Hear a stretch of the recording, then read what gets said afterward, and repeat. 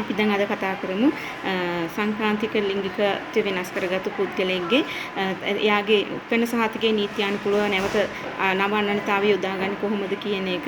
ඒ සඳහා ඔබගේ නම සහ නව ලිංගික අනන්‍යතාවය එකට ඇතුළත් කරගන්න ඕනේ.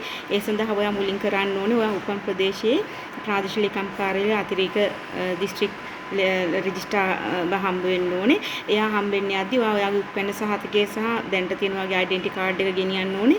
ඊට අමතරව ඔයාගේ අලුත් ලිංගික අනන්‍යතාවය සම්බන්ධයෙන් සුදුසුකම්ලත් වෛද්‍යවරයෙකු විසින් නිකුත් කරන ලද වෛද්‍ය නිර්දේශය සහිත සෞඛ්‍ය සටහන් පත්‍රය ගෙනියන්න ඕනේ.